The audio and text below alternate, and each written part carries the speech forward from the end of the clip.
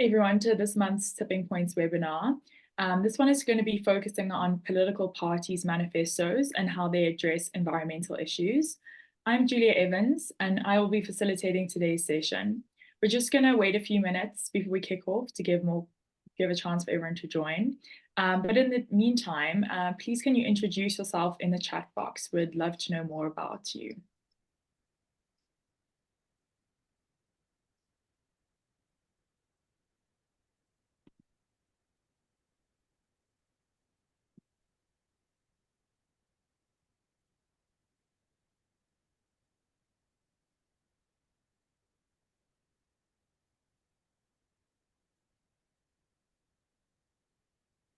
Welcome to Tipping Points, where we ask key questions about how we balance conservation and development.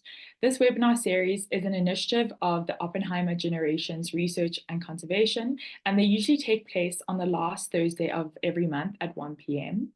I'm Julia Evans, I'll be your host today, and I'm a climate and biodiversity journalist at Daily Maverick, which is the largest specialist climate investigative unit, and that unit is called Our Burning Planet.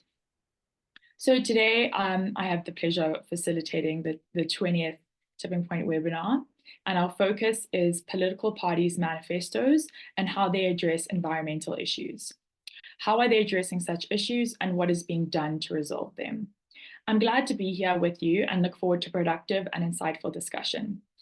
Please also note that this session is being recorded and will be available on the Oppenheimer Generations Research and Conservation YouTube channel. This is also where you can catch up on webinars that you may have missed. I encourage you to sign up for the OGRC quarterly newsletter and also stay tuned to their social media channels so you don't miss anything. I'm really excited to have such a good turnout today, and please continue to introduce yourselves and engage in the chat box. And don't hesitate to ask questions in the chat box at any time throughout the webinar. So I'm going to introduce our panel today. Firstly, we have Dr. Alex Lenferna. Alex is a postdoc research fellow at Nelson Mandela University in the Department of Development Studies, and he's on a National Institute of Humanities and Social Sciences Fellowship. He is also the Elector General Secretary and co-founder of the Climate Justice Coalition, which is a South African coalition of civil society, grassroots, trade union, and community-based organizations working together to advance a transformative climate justice agenda. Alex is a first-generation South African whose family comes from the small island nation of Mauritius. He has dedicated over 15 years to research, writing, teaching, and activism on climate justice. As a journalist, I've also worked with Alex specifically about topics related to the just energy transition, so I'm really excited he's on the panel. And then next, our water expert, which is Dr. Ferrial Adam.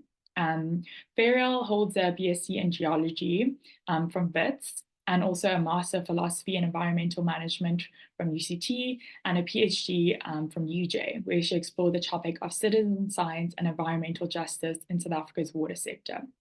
Over the past 20 years, Ferrial has been an environmental justice activist in South Africa.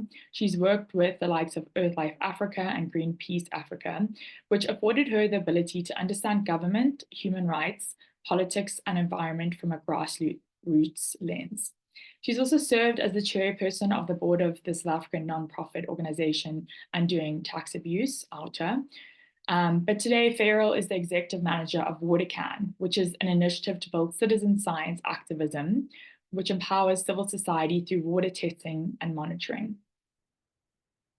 But before I invite each panelist to share their insights, I just wanted to frame this conversation in terms of the idea of a tipping point. So I'm sure you've heard about tipping points, but in terms of climate science, tipping points are critical thresholds in the Earth system. And if we exceed those thresholds, it can lead to significant and sometimes irreversible changes. So for example, a small rise in global temperatures because of the burning of fossil fuels can almost flip a switch, which can trigger anything from a rainforest to becoming a dry savanna or the Greenland ice sheet to collapse.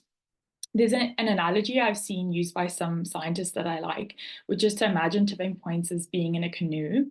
Once you lose that stable center of balance, all bets are off. The canoe's rotational momentum takes over and nobody in the canoe will avoid getting wet. And once you've been dumped in the water, returning to the canoe in its upright position isn't easy. And getting boat back into the boat is tough. You better know how to swim. So how this relates to governance, which is why we're here today, would be what we call climate mitigation and climate adaptation. So mitigation is dealing with the source of the problem, which is obviously global warming from fossil fuels, either by stopping the production of greenhouse gases, so that would be for South Africa really scaling back on our coal, or increasing the sinks that are capable of absorbing them. And then climate adaptation is the response to the impacts that are already occurring and expected to worsen because of climate change. So this is like preparing for extreme weather events like flooding, which we saw in KZN in 2022, heat waves, droughts, and then finding ways to protect our homes and environment. So now I'd like to invite the panelists to start the discussion. Alex, would you like to go first? Thanks very much, Julia, and good day to everybody. It's good to be with you.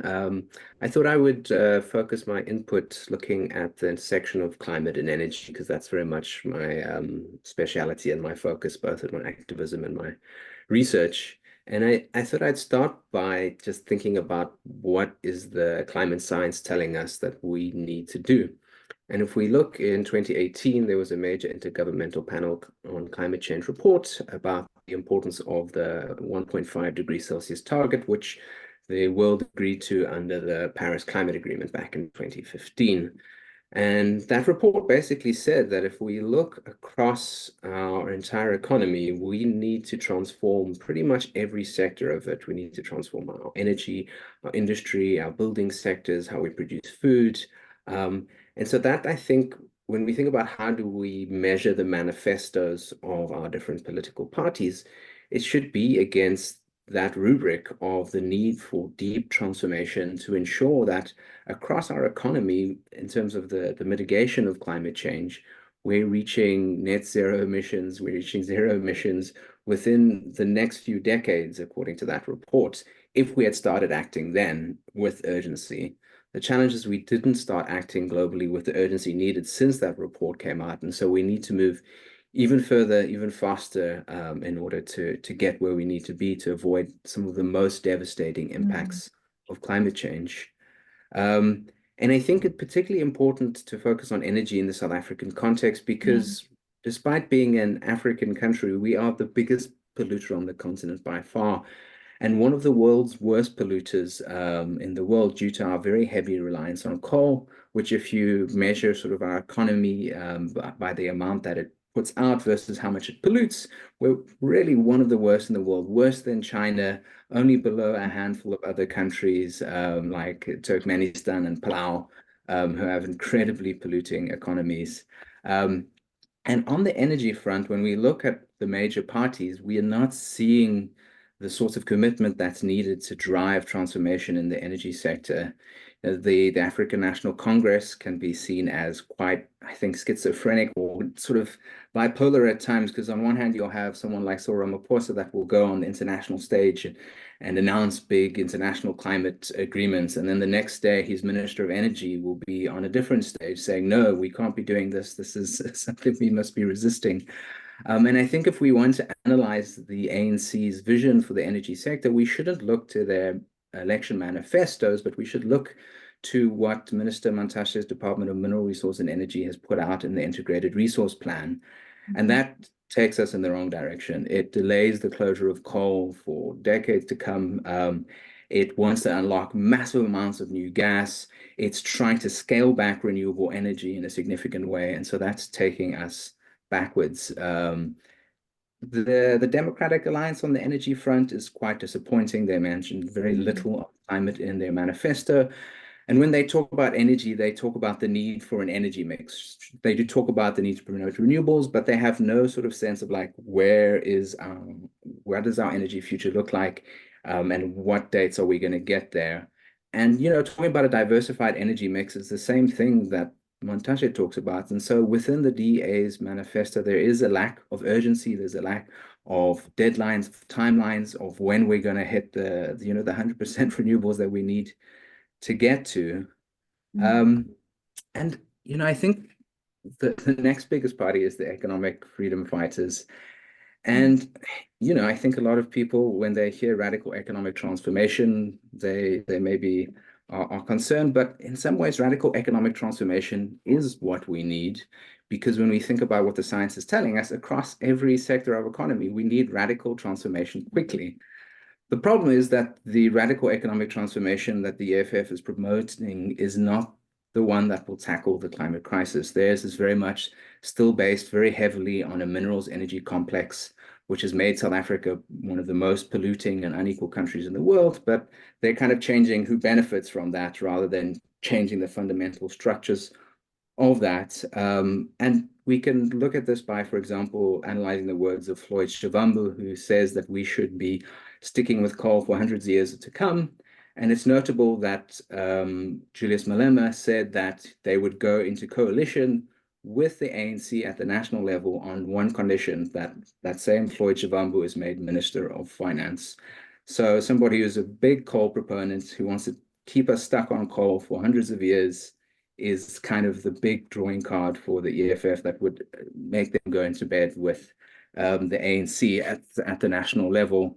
And so I think when we think about what is the radical economic transformation that we do need to think about, what as for us as a climate justice coalition, we're recognizing there is the need for radical economic transformation, but we need to think about, taxing the wealthy and the polluters that have driven us into this mess and that have made some small elites historically rich. And, we are an Oppenheimer platform, so it's worth, recognizing that history of the Oppenheimers benefiting from that too, and using the taxes on the wealthy and the rich to transform our economy, but to put ecological and social justice at the heart of it, not to simply change the chairs on the minerals energy complex that has made us so deeply unequal in South Africa. And so I think this is where the sort of radical economic transformation of the EFF falls so dramatically short. And, I think it speaks to the fact that many political parties are also in bed with, coal lobbyists, with those that benefit significantly from coal. And I think here the emerging MK party is very much a clear example of this, where their manifesto is very clear. They want to push back against the transition to renewable energy. They want to keep us with coal. And I think there's an emerging MK-EFF alliance, which may be a little worrisome on this front. But to maybe zoom out at a more broad level, I think when it comes to climate and energy, there's lots of mention with it within the political party manifestos, but I don't think there's the sort of urgency that's required and the recognition of it as an emergency that needs drastic transformative measures. Even Rise Mzansi, who mentions climate as one of their top 6 priorities, when you see how that then translates across their manifesto, there isn't the sort of concreteness and the timelines and the transformation at scale that's needed within their vision. So I think in order for them to translate their sort of climate as a priority across their manifesto, there needs to be something much more concrete and a lot more transformative in their vision. That said, that's a young party, and maybe there's more work to be done there, and there's a lot of young activists working in that space to push them. But overall, I could say that on the climate and energy fronts, we're not quite seeing, we're quite far from seeing the needed transformation that's required. And so I think it comes down to citizens to recognize this and to really start to taking matters in their own hands beyond these elections, to organize, to mobilize, to push for the transformative change that we really drastically need. Yeah, no, I completely agree. And that's why I'm really glad you're on the panel today, because for South Africa, we really need to focus on energy. I don't know if you caught that, but Alex said that we're the worst emitters in Africa, which is quite obvious. But also, if you look at per capita, the stats on emissions, we're above the world average, and I think on par with China, which is really shocking. So it's really important when we're making our vote this year, I think, to consider that. Thank you so much, Alex. And please, can everyone continue to introduce themselves in the chat? I saw some people did that already, and feel free to ask questions to our panelists. Ferrial, would you like to go? Thank you so much, and good afternoon, everyone. I think Alex has actually covered quite a bit, but I think the energy, and I don't want to use nexus because then it gets used up by corporates and it becomes a tagline, but energy, food, and water are so linked and related. And I think the tipping points for each of them are very closely linked. So I think, thank you for that, Alex. You've covered quite a bit of what I wanted to say in terms of the kind of climate impacts and the where we are right now. But I want to just, he spoke a lot about energy. I want to just bring it into the water kind of tipping point that we're all experiencing right now. And I also want to just not look at South Africa, because I think that we tend to be very inward looking. And with water, we need to look beyond our borders. So the state of the water commons in globally, let's look at it globally, is that, let's start with Africa's water. And by 2025, it has been, researchers has said that Africa's water crisis is predicted to become a catastrophe. And this is for a range of reasons, whether it's because of the areas, the geographical areas, the geographical scarcity, on top of the challenges within countries, and then, of course, climate change, which is exacerbating it quite a bit, that 230 million Africans will be facing water scarcity. And up to 460 million will be living in water-stressed areas, which increases food insecurity and increases poverty and increases that divide. And we tend to see that sometimes in South Africa when you have your water cuts and your water shedding, or whatever fancy term you want to use, that the middle class areas go out and buy their bottles and they have it in their houses and it's all cool. And yes, some do walk to the tankers, but the elderly, the more, the poorer economy, lower income areas, and the sick cannot get to the water tankers, etc. And so it's quite it creates that divide within society. The other thing is, and that builds on the water injustice, and we cannot talk about the tipping points without also realizing that there's still 2 billion people in the world in this day and age where so many people are flying to the moon, and we've got all this fabulous technology, that almost 2 billion people still use a drinking water source that's contaminated with feces. This leads to about almost 1 million people a year that die from drinking unsafe water. And most of the people who die are women and children, because that's where it hits hardest. And in South Africa, I'm sure many people would know, we talk about diarrhea season in the Western Cape, and that hasn't been unpacked. It's almost as a given, right? Now, why are we talking about water as a tipping point? Well, because a change in climate is felt primarily through a change in water. And this was a study that was done by UNICEF that showed that 74% of natural disasters between 2001 and 2018 were water related. That is droughts, floods, and the frequency and intensity of this is increasing with climate change. So it's not allowing us to recover from droughts like we had before, right? And within South Africa, you just need to look at KZN as a case in point, and Eastern Cape. Eastern Cape going on drought after drought after drought, and then KZN flood after flood after flood. 450 million children live in areas of extremely, water vulnerable areas. That is, by 2040, 1 in 4 children will live in water vulnerable areas. Right?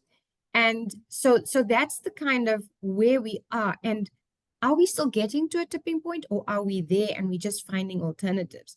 So if we look at South Africa is going to have, or is having, a water crisis that's far worse than the energy one. With energy, people can go out and chop a tree and burn the fire, or get paraffin or gas, and if you solar as you go, but there are alternatives. There is no alternative for water. We mess up our water system. We mess up an entire system of food, of health, of education.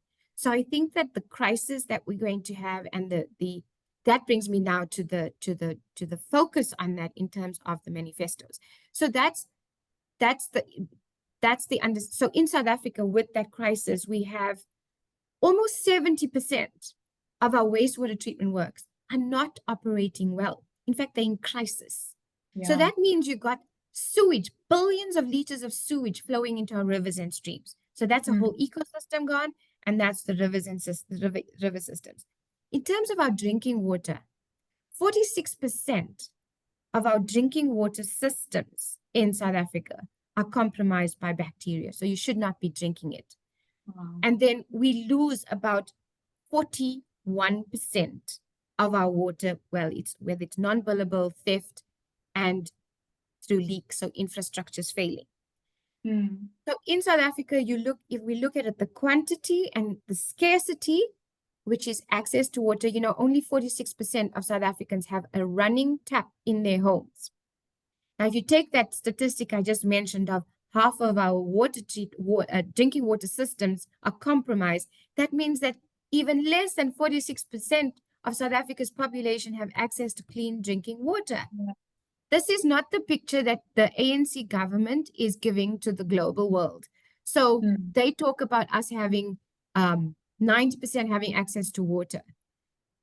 And that is what they use in their manifestos, because now I'm bringing it back to their manifesto. They talk about sustainable development. They talk about conservation. They talk about climate. And they talk about the fact that there's universal access to water. We need to unpack that access, and it's not the case. Yes, 46% have, but there's a percent that have to walk to a pipe. There's a percent that has to walk further to a tap, and there are almost 10% of the population in South Africa dependent on those rivers and streams I've mentioned that are highly polluted by sewage. Yeah. So in terms of the manifestos, I find that a lot of it is lip service, whether it's dealing with climate, whether it's dealing with environmental issues, whether it's dealing with water. And the sad thing is the linkages are not there. To get justice in terms of environmental justice, we need to start at the bottom line, which is about planning and public participation. Unfortunately, a lot of the parties, because they've been in government, they see these public participation exercises as a tick box exercise. It's not about democratizing issues. And that is what we need to do. The responses are different. So the kind of thinking the DA would have, for example, is let's get the experts in. The ANC has a very technocratic response, so we can figure it out and then we'll send it out to everybody else. And the EFF has a centralized position, but then still very much with government people. Okay. So I think that in itself is a weakness to what they're doing. I'm not going to do much on energy and climate because I think that's been covered pretty well by Alex. But I want to talk about the water situation, right? No, of course. The water situation, sorry. Oh, no, sorry. I was just going to say, like you were saying, everything is connected. I mean, that's why I find it hard sometimes to describe myself like a climate and a biodiversity journalist, because you can't reach your climate targets without having stable and healthy ecosystems. I think someone in the chat also mentioned that, for example, when the water cuts were happening in Joburg, where I live, that was down to a lot of power failures. So not even load shedding, just infrastructure. But then the problem is, what Joburg Water often explained is that unlike load shedding, you can't just turn the water back on because it takes days for the reservoirs to fill back up. And I think these two topics, energy and water, very interlinked. Also very important in terms of governance. But it comes up, it's addressing one of the questions we had. So Eventbrite questions, which were submitted before this webinar. One of the questions to you, Ferrial, which you were speaking about, is if the manifestos were too vague about climate change, which I think we've established they are. And then they asked, what are some of the specific climate issues that must be explicitly addressed in their manifestos? So I think Alex did cover some of the specific issues around climate, right? But in terms of water, the first thing is to understand that we're at that tipping point.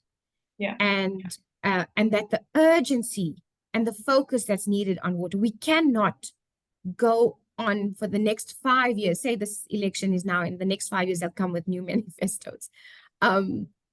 We cannot have those manifestos guiding our water situation. We have the DA that sees water as a commodity.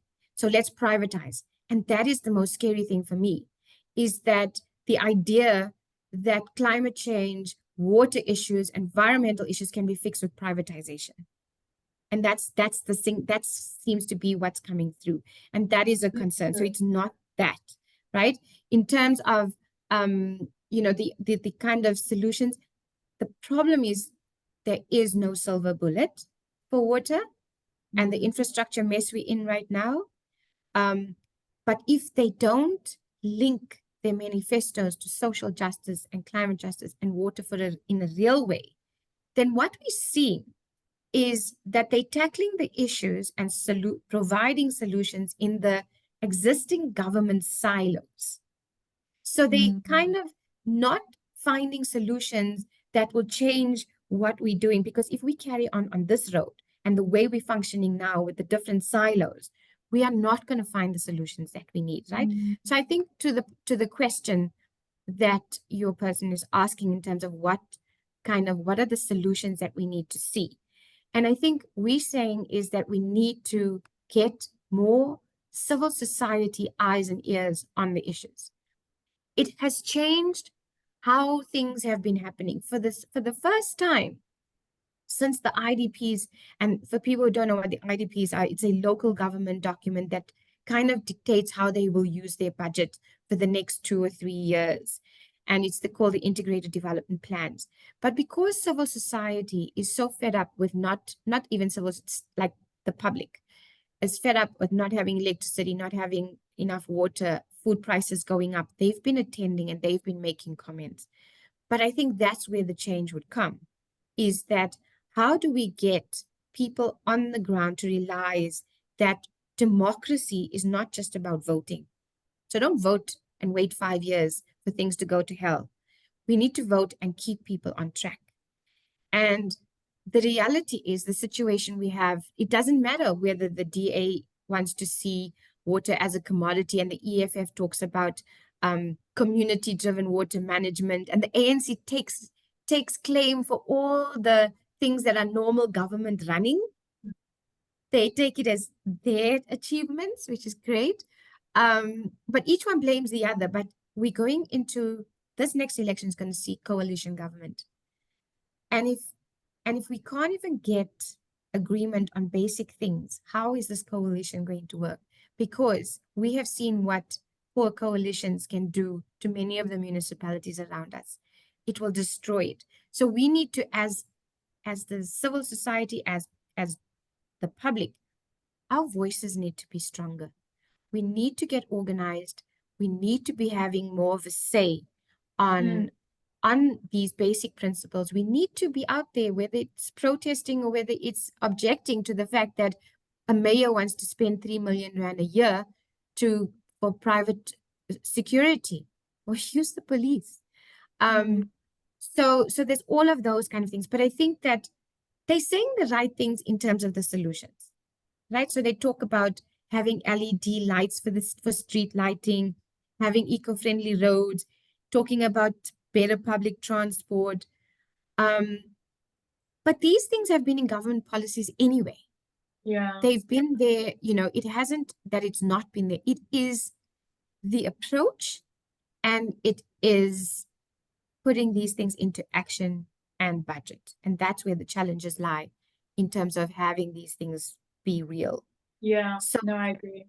So one of the ways we're looking at democratizing water is the testing.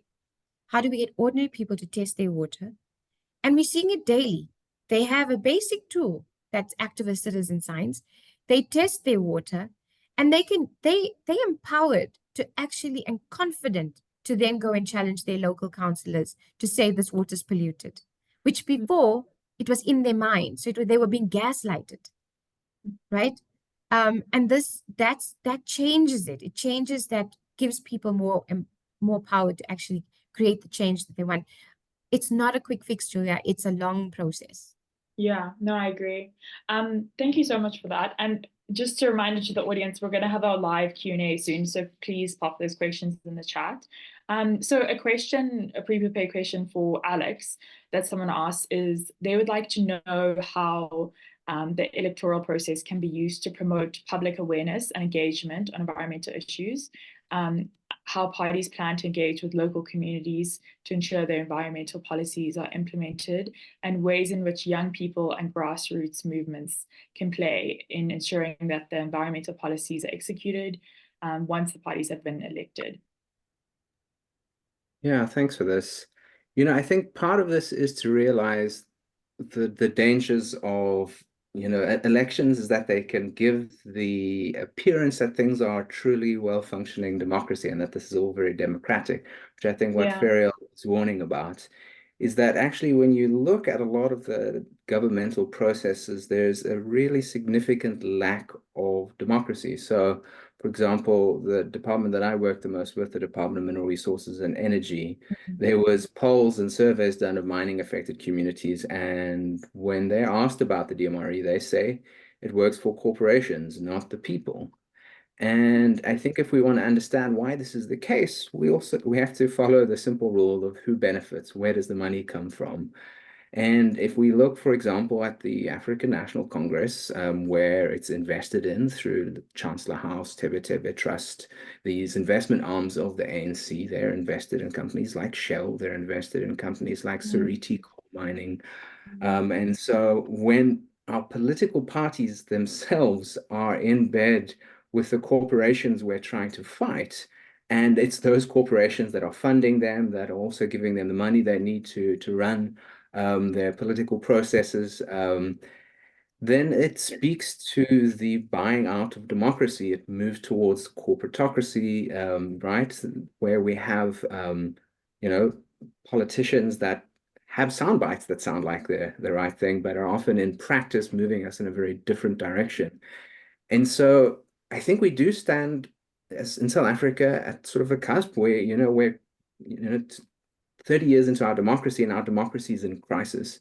And so we need to use this electoral moment to see that and to claim back the need for real people's power, and if you look historically to the use of the term people's power, it was used as a sense of reclaiming the state so that it serves the interests of people, and of course, in this case, of planet two. But what we've seen is our state has been captured in many ways, not just the simple like capture of the Zuma era, but of like the thorough buying out of the political process, where even if it's technically democracy, it's still working in favor of corporate interests that donate. So I think this is an alarm bell we need to be ringing, and the alarm bells of climate science are ringing at the same time. And we need to reclaim that democracy and fight and build broad, powerful, working class-based movements that can truly reclaim and build the power needed to challenge those vested interests. Yeah, no, I agree. And I also think, sorry, this is just my own thought here, but often people ask, like, what can I do? And on an individual basis, obviously, there's lots of things you can do, but I think sometimes they're used almost as a distraction. Like, I don't know if you guys know this, but the first like individual carbon footprint was actually made up from Ogilvy Marketing Company for BP to distract from BP's footprint, because what we really need is structural change, more than obviously like, recycling and things is great, but we really need to focus on policy change. Your power does come in your voice, through activism, through voting, through holding your councillors accountable. And like making sure that you vote, even if you're not 100% confident on a party, it's better than not voting. I think that's really, really important. I think everyone who's part of this discussion, I've just been reading the chat, seems like very involved in conservation and biodiversity, which is incredible. And hopefully after this discussion, they'll go out and speak more about it. I think a general question for all of us would be, do you think politics affects biodiversity conservation? I mean, I would say yes. Definitely. I Ferrial, mean, what would you say? you just need to look at, it's very scary that it has a direct link to biodiversity and conservation, because firstly, there's the environmental justice side of it, right? So realizing that we as people are part of the environment. But the second thing is having exclusive areas where they've actually not consulted. So in terms of the environmental justice, there's different levels. They have not consulted the local fishers, but then would have an area that's like declared a no-go zone, but then they give half the ocean to the big fishes that are actually destroying the oceans. The second thing is, the most important thing is the Department of Fisheries, Forestry and Environment has released their most recent policy paper that looks, and they talk about, if you read it, it talks about creating more Kruger National Parks, like making this massive. But what they're actually doing is they're going to legalize selling off and almost legalize the whole, the whole issue of trafficking of animals, basically, but they're not going to call it trafficking. It's now going to be allowed killing and allowed selling of these animals. That is the new policy. And there hasn't, I must just actually find, it's the biodiversity one that's come out recently. And there has, there've been people who've objected to it. There've been concerns about this, but that's what they're doing. They're creating this picture that they care about the environment. It's big conservation. In the meantime, it's about selling it off and destroying what exists. So there's a lot of that. And we're seeing that globally as well. I mean, if you look at what happened in Brazil with the Amazon, where when Bolsonaro was in power, where he said, don't come and tell me that my forest is the lung of the earth. I will do with it what I want. And then he just mowed down tons of it. So there's definitely that kind of thing where it has been commodified and it's being sold off. And that shows the lack of understanding of the tipping points that we are at, whether it's biodiversity, water, food, that they keep selling it off, thinking that technology will make it better. But it's creating less and less, and it's actually causing this tipping to be you can't come back from it. Yeah. And just for everyone, that's the National Biodiversity Economy Strategy that Ferrial's speaking about. The Department of Environment released it a month ago for comment, and it has gotten some backlash. Specifically, they're looking to introduce trophy hunting for the big five, and also commercializing and formalizing the game meat sector. It's a tough balance between obviously needing to make conservation profitable, otherwise, like someone has to foot the bill at the end of the day, and properly protecting our ecosystems and wildlife. Alex, what would you say to that question about politics affecting biodiversity conservation? That's a really interesting point you're striking about, like the need to balance making things profitable versus trying to make biodiversity conservation work. And I think this also speaks a little bit to the sort of political moment that the world is in at the moment, where there is like a really strong grip of sort of a neoliberal austerity economic mindset, which tries to chip away at the role of the state, of the role of the public good, and tries to sort of privatize and basically sell things off, which I think is what Ferrial's hinting towards. Well, not hinting, clearly shouting about. And I think it's important that, particularly in South Africa, we have seen the state's functioning decrease and decline over time, right? And I think there's a worry that we see that decline as reason to hollow out further the state and introduce the private sector more and more, and try to like save things through, trying to make them a little bit more profitable. And I can see how in the short term that's very alluring, right? Because we need solutions in the short term when the state is in the mess that it's in. But I think we need to be careful that we don't then use that as an excuse to then really hollow out the role of the public good, of the state, in financing things that should be a public good and in protecting things that should be a public good.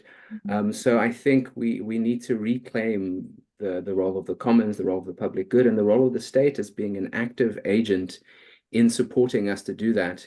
Because otherwise, we may give up a lot of our places of conservation, our wild spaces, to those that, don't represent us, aren't democratically elected, or maybe private sector players who have very different motives that are not aligned with conservation in a sense that is just, that actually serves long-term conservation goals. So I think, we also need to think about what are the political ideologies that are driving the shift. Yeah, it's very interesting. I mean, the department has told me many times, and in many speeches that less than 1% of the fiscus goes towards conservation. So there's not nearly enough money coming from them. And they'll say it's like blatantly, like there's not enough government funds to, expand our protected areas, protect wildlife.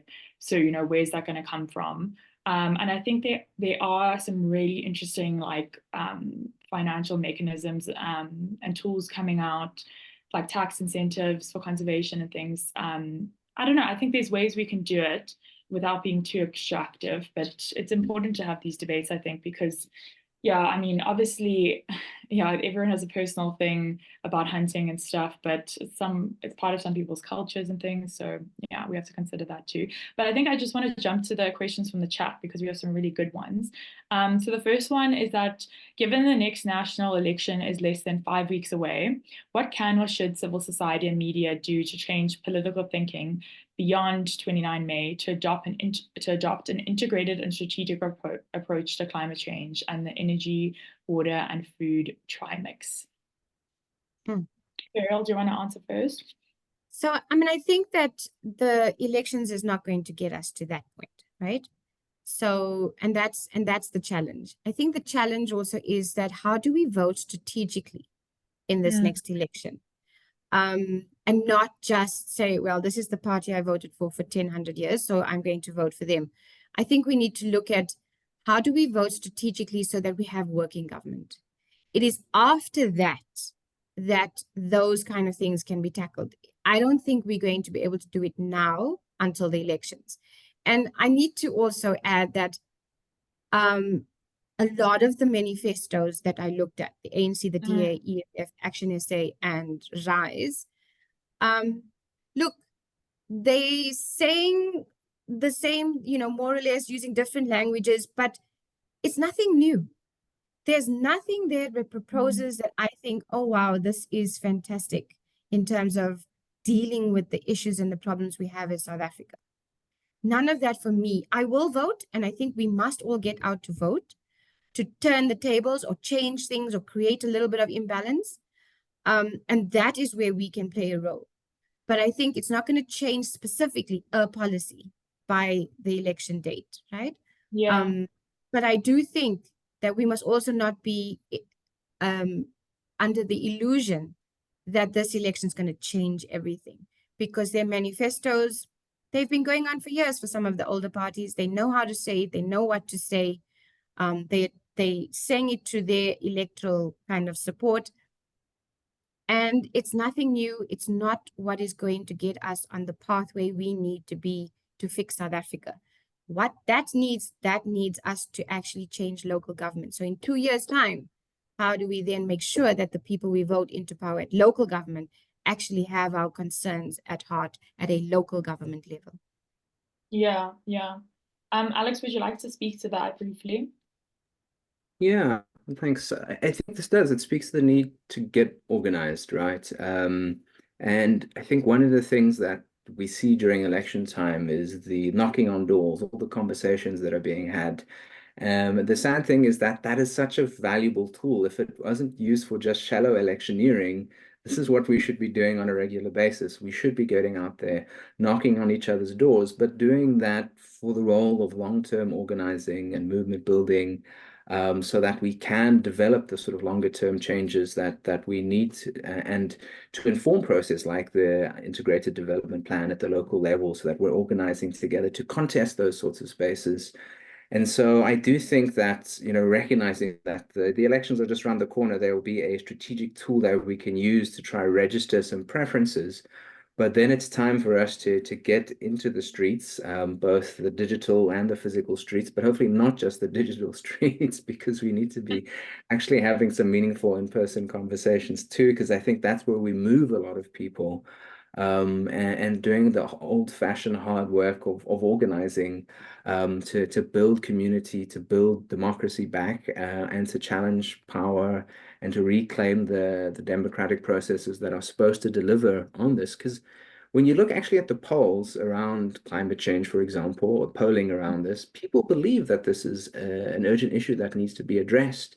And so how do we translate that belief into action and into delivering and to challenging those in power that aren't aren't up to the scale and speed of the change that we need to deliver on.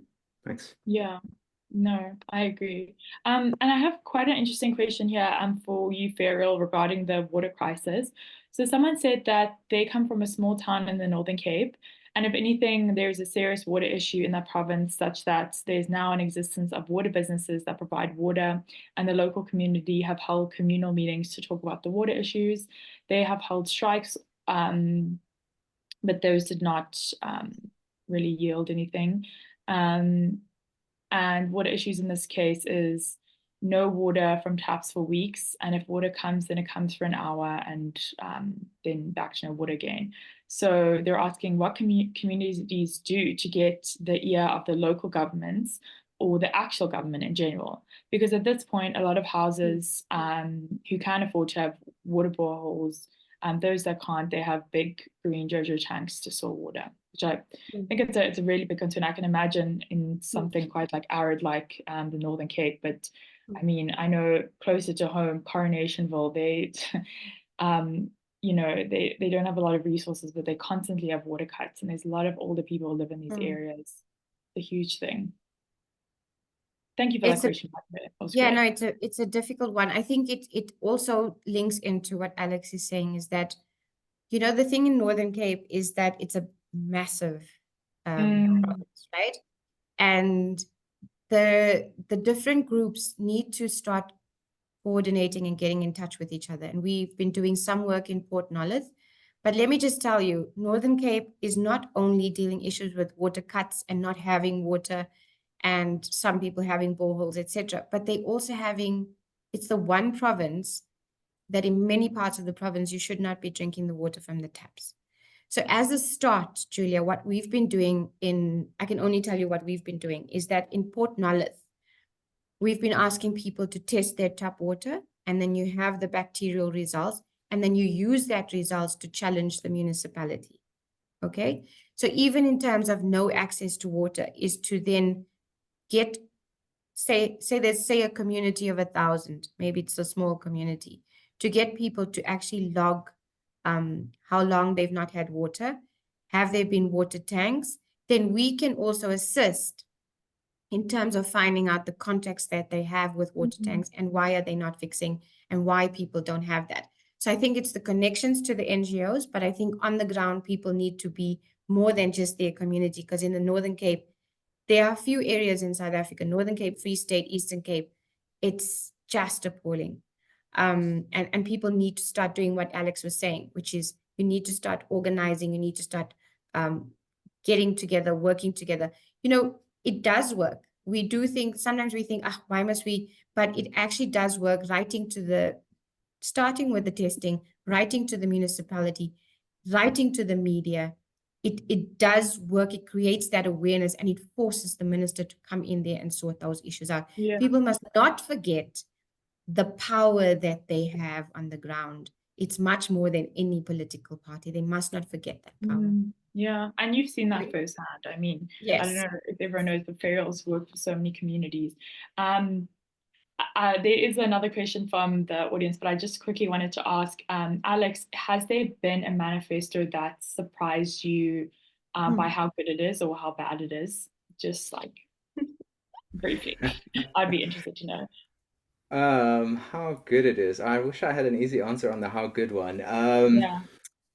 At first when I saw Rise, I was like, oh, they got climate at the top. And I was like, yes. Yeah. And then they talk about like, we're open to fossil gas. And you're like, oh, that's a little disappointing. But the one that kind of scares me a bit is the MK party, if I'm being honest. If we look to the Zuma years, they really worked with some of the worst when it comes to the energy fossil fuel sector. They were really in bed with the coal industry. They were trying to push Russian nukes. And their manifesto is harking back to those times, and it's also harking back to like it's even talking about abolishing the constitution and replacing it with like a tribal unelected council of traditional leaders. And I think this is really scary, particularly on the conservation and climate front, because there is a shift within the ANC towards empowering traditional leaders in a way that disempowers communities and means that traditional leaders can then sell off land to mining companies in ways that don't require necessary consent from communities. And so I think this is a big shift that's happening, is the erosion of democracy to empower mining companies. And I said MK initially, but actually this is something that the ANC itself is pushing too. Yeah. So And I EFF. think and EFF to a significant extent. So there is Yeah. like, yeah, some worrying elements there. Yeah, no, I agree. We were just chatting earlier, and Ferrial said that she was actually consulted with Rise Mzansi's manifesto, but then there's not much about water, so it's obviously quite disappointing. Or maybe I just wasn't good enough to explain it. I don't think so. I don't think it was that. But I would definitely encourage everyone to scan through some of the manifestos before you vote. I was quite disappointed with the DAs, and some of the other parties had more climate environmental elements than I expected, like a little bit Rise Mzansi, Action SA was saying had quite a lot of stuff.